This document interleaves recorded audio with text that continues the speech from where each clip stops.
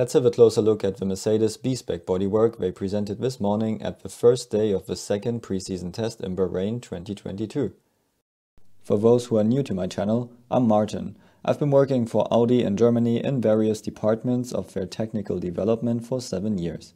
I moved to the UK and worked for McLaren, Force India and Racing Point in the years 2017, 18, 19 and 20 in their aerodynamics departments.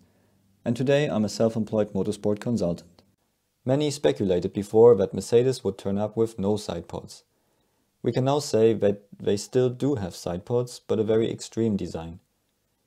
In my last video about the Mercedes X chassis, I explained how Mercedes can achieve their super tight package and how that enables them to realize extreme bodywork designs. Check out my other video in the description for more information about that. So what's going on here? And why does the Mercedes bodywork look so different? First of all, Mercedes is turning basically the whole sidepod into a large barge board. They positioned the sidepod inlets at the very inboard side and they became a thin vertical stripe.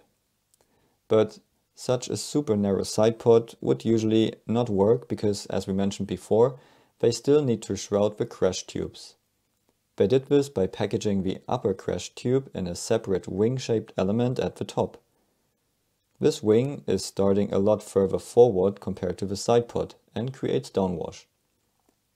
At the same time, the sidepod underneath is creating outwash. So these two surfaces together can create higher pressure and create a strong outwash at the forward part of the bodywork. Right behind it, the side stays relatively straight to keep the wake outside.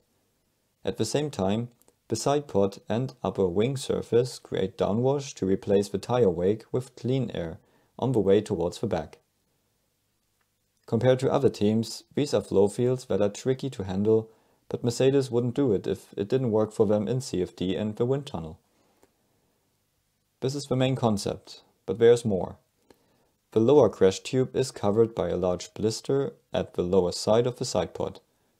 They then used another small blister to cover the most outboard structure of the tube, a bumpy design we have seen in recent years on Mercedes cars. This large blister then creates a low pressure zone behind it, and we can see a cover at this exact spot.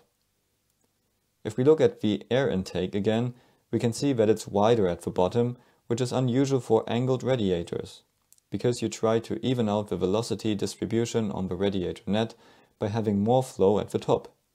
Again, check out my other video for more details on that. If Mercedes would open that cover behind the blister at the side, this inlet shape would make sense. In that case, the lower part of the inlet could be used for an additional outwash creating duct at the bottom. And in that case, also the two winglets at the side of the chassis would make sense, which are way too cambered for guiding air downwards. Instead, they look like they are creating an outwashing vortex that helps to guide the flow through the duct. Also, we can see two additional inlets that are usually used to cool control units in the sidepod. Other details we can see here are the inwash creating winglet at the side of the cockpit to keep the cockpit losses inside. And Mercedes took the mirror stay topic to the next level.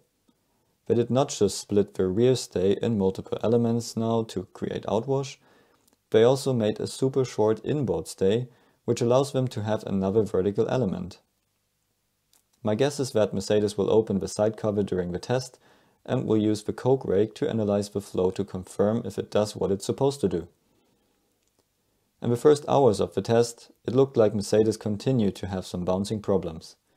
But instead of using their reinforcement stay, they now use skid blocks at the outside corners of the floor to still allow air to flow underneath the car and to avoid choking.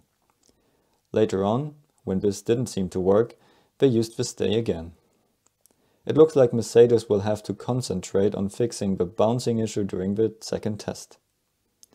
Very innovative and extreme design by Mercedes once again. How do you like their unusual B-Spec design? Let me know in the comments below.